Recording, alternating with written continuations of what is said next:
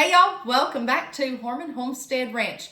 So let's do a video today on what we eat here on the homestead in a 24-hour span. I have set out my food here on what we eat, not all of it, but enough to give you a good idea as homesteaders what we eat and how we can go to the grocery store at most once a month, okay?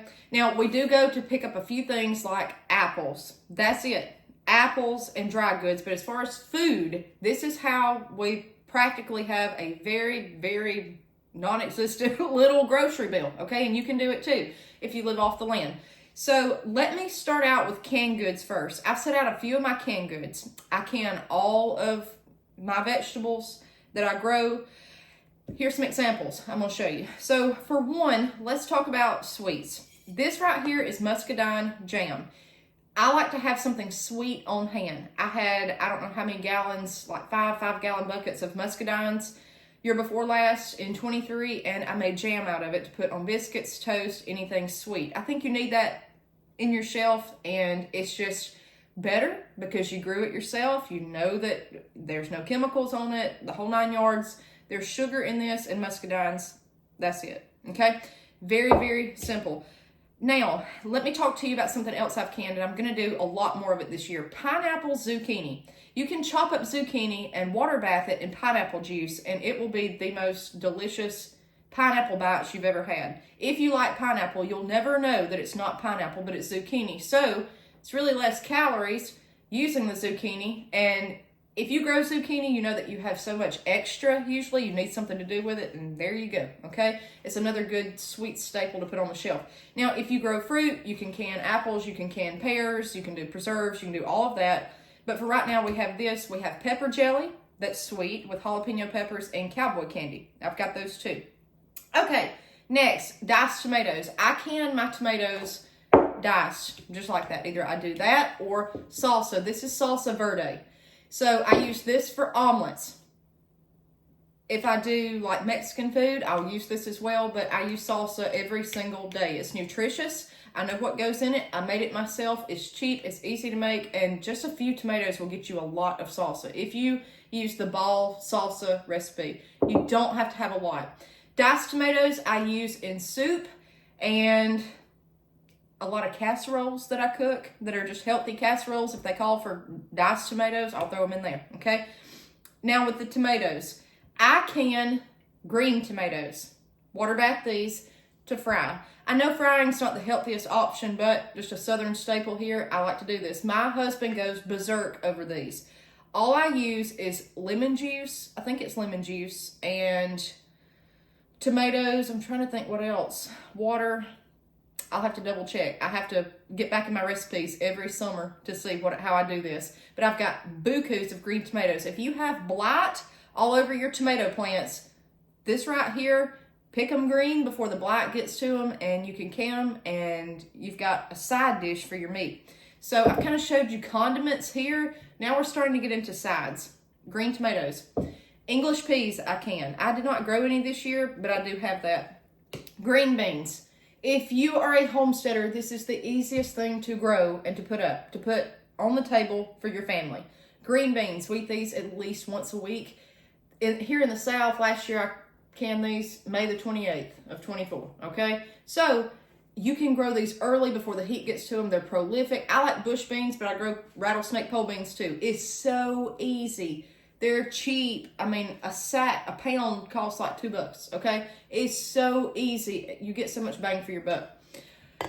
I'm going to finish canned goods, and then we'll talk about what I put in the freezer for vegetables. Pickled okra. I like this just as a little side. It's got garlic and dill in it. It's good on a salad. It's just something to kind of fill you up. Pickles. I did not have cucumbers last year, enough to do anything with. This year, we're going hard and heavy on cucumbers to have pickles. So, getting back into the condiments a little bit there. What I do with my okra is I chop it up and I pre-bread it and I freeze it. Half cornmeal, half flour. That's something else we buy, cornmeal and flour, and put it in the freezer. So fried okra, okay? We can have that. Last but not least on the canned goods. Now, again, I've got other stuff, but I'm just kind of showing you the heavy hitters. Potatoes, I've got those. I don't have any to show you right now. I can potatoes. Use just those things just heated up are delicious with just butter on them, okay? A little cheese, butter, it's like a baked potato. It's delicious. I put them in soup, stew, whatever.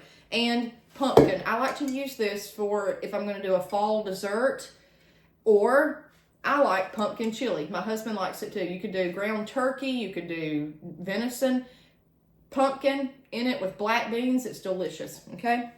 So let me try to remember and get to my freezer vegetables. I didn't pull all of those out. Corn. We grow corn. That's a side. So you've got meat, corn, and green beans. You've got a whole meal right there. You got some pickled okra on the side. It's kind of the same stuff we eat. Squash. I have frozen squash here. I'll boil this. I'll saute it. I will do squash casserole. Buy the Ritz crackers if you want the topping. Okay, if not, you can do it without it. Cheese, mayo, dairy. We have to buy dairy. We don't have any dairy animals here, but this still helps. Squash is like green beans. It's prolific. It starts coming out of your ears. It's cheap. A few seeds will grow you a freezer full, okay? Especially if you keep squash vine borer away. Go back and look at my videos on injecting BT into the stem if you get squash vine borer. Last year, I finally ripped the plants up. I ran out of room for squash and zucchini. I said, I can't take anymore. It's just too much. I'm trying to think what else I freeze, y'all. If you can't can it, freeze it. Corn, freeze it. Don't can it. Just don't. Don't even try that. I think that's about it here as far as canned stuff. I've done tomatoes and okra together to put over jambalaya. Delicious. Okay, delicious. So let me get into a little bit of the dairy. I said we buy cheese. I get cheddar cheese. Mayo, I could make my own. I just buy it. Buttermilk we buy. I don't use milk here. I use buttermilk. And that's really it. Okay, next. So you're seeing like the sides are kind of covered. What I do is I will buy like the little $1 rice packets, like the Nor sides. I will do that. It's not the healthiest to me, in my opinion, but I buy it because it's cheap, easy, quick. Okay. I feel like if I'm substituting all this, I can, splurge a little on that because we eat so healthy.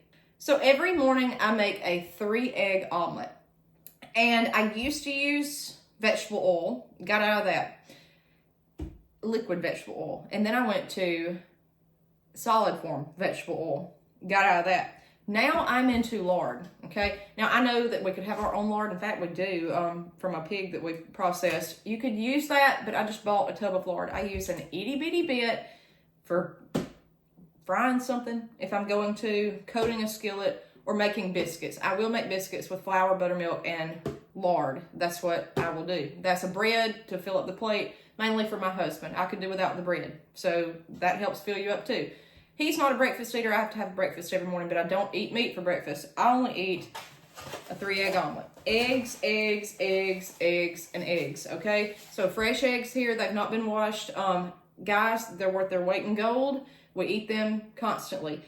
If I'm frying something, I use egg and buttermilk to batter it, and then in flour.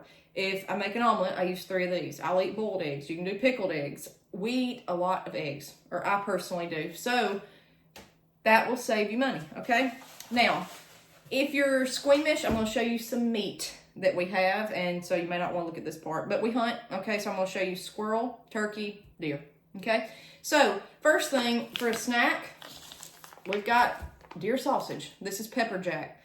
Yes, it costs money to have this done, but it's healthier. You know where the food came from. This has pepper jack cheese in it. You can get whatever if y'all know about this summer sausage, okay? I like it. It's a protein snack. We're heavy on protein. And I, especially right now, am very heavy on protein because I'm trying to build muscle. And I've been small, I've been skinny, I've put on weight, I've lost weight, I've been everything in between, but I am trying to be muscular and toned right now, so I'm really trying to increase protein amount. So I'll use that as a snack. My husband loves it. If you want to splurge a little bit, you can have it with a little Ritz cracker. It's great. Some cheese. Okay, it's coming up turkey season here in Alabama. I saw 2 huge toms yesterday. Turkey. My husband hunts. What he does is he will cut up the breast into like little nuggets, and I have fried it before, soak it in buttermilk. This is like chicken for us, okay? We have processed chickens before. You do not need meat birds to have chicken meat in the freezer, okay? If you don't like animal processing, then don't listen to this part. If you have too many roosters, okay, that's a way to use them, and it's very clean, it's very ethical. It's just, if you're going to harvest it, you know it was grown right, it was done yourself. I do not like meat birds, and I'm going to tell you why. These Cornish crosses get so big so quick. Something is not meant to be that large in that short amount of time. They have heart failure, they fall over if you don't harvest them so quick. I don't like that. It's more expensive to just use backyard roosters. You're not going to get as much meat, but to me, that chicken lived a healthier, cleaner life. We grow chickens. I know about it day in, day out. I have never had meat birds. There's nothing wrong with it if y'all want to do it, but me personally, I just don't care for it. I don't like how their legs can't hold them up. That's terrible to me, okay? But as a substitute for chicken, or we mix in this, we have turkey, okay? Wild turkey in the springtime, and it's great. Now, I'll tell you something else. If you like Dales, soak this in Dales and put it in the oven. It is delicious, okay? Turkey's known for being tough, but the Dales seems to help it a little bit, and it gives it a great flavor, so I really like that. Now, the main thing that we have here, deer. I hunt, my husband hunts. I killed a doe this year. He killed does, bucks, the whole 9 yards. I didn't get a buck this year. I did last year. Ground venison. I use this in place of ground hamburger meat. That's what I do. I can't tell a difference, okay? I've been on it for years. I have not bought hamburger meat for years. Nothing against beef. We want cows. That's where we're going with this, making it a ranch, but I just don't. I'm too cheap to buy hamburger meat. And my husband was bringing home meat right and left when we first started homesteading. I said, well, I might as well use it. And that's how I got into it, okay? It's very lean. It's good for you. Tonight, I've thawed 2 of these. I'm going to make a huge meatloaf. So I'm going to use my eggs. I've got breadcrumbs. That's the only thing bought, whether they're homemade or pre-bought breadcrumbs. The cheese. I use buttermilk in my meatloaf. You can use milk just because I only buy buttermilk. And some ketchup. I'll buy that. I don't can ketchup, okay? It's just not even worth it to me because I don't use it except to put it in my meatloaf. And that's it, really. Some minced onion, okay? Nothing to it. That's everything we grew. When I say we eat what we grow, this is what I mean. If I'm doing a casserole, if I'm doing hamburger stroganoff, now I will buy pasta occasionally. I've made my own pasta. Throw this over stroganoff. Tex-Mex casserole, use this. Hamburger patties, use this, okay? Now, we get venison cube steak. I'll fry it up for my husband. Sometimes I bake it. We also do backstrap, and I'll do roast. We had that night before last. Just cook it like a roast. It tastes just like roast, okay? It's a little bit tougher. I like to put pickled peppers. That's something else that I can. That is worth its weight in gold as a condiment. Pickled banana peppers in vinegar, salt, minced garlic, something else, okay? Pickled banana peppers will change the flavor of everything, and if you have a lot of wild game here, it will change it and make it a whole lot more palatable if you don't like the flavor. If you like sour stuff. My husband loves pickled peppers over a deer roast, anything like that.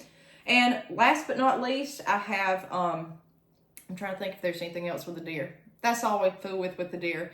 I have rabbit. Now, I have not cooked rabbit. That was given to me by my family. I'm going to cook that. It was not fuzzy wuzzy. These were jackrabbits. Okay, swamp rabbits. So I've got to learn how to cook that. And if you're squeamish, don't look, but we have squirrel, okay? Fry up squirrel. That squirrel season just went out here. Squirrels are very plentiful here in the South. So if you can see how the meat is here, guys, I've got my meat every night. I've got vegetables. I have to do something about bread. My husband wants bread, so I usually make biscuits. And I'm pointing to the lard because I have to have it to make my biscuits, or either you can use Crisco, okay? And eggs. Outside of dairy, this is what we eat daily. And last but not least, I didn't show you any, and I told you we buy them, apples.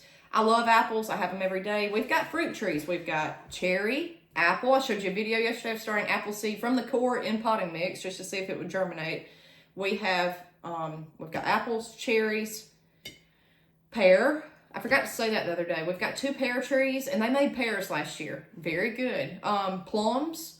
Got a plum tree in the yard. We've got multiple plum trees. So all of that, crab apples, we've got fruit, but it is such a long-term investment. And blueberries, we eat those fresh. I finally got a very good harvest of blueberries last year, but it's a seasonal thing. So when I'm not growing fruit or don't have it to harvest, or if I'm waiting on it to produce, like these baby trees we planted, I buy the apples. I love apples.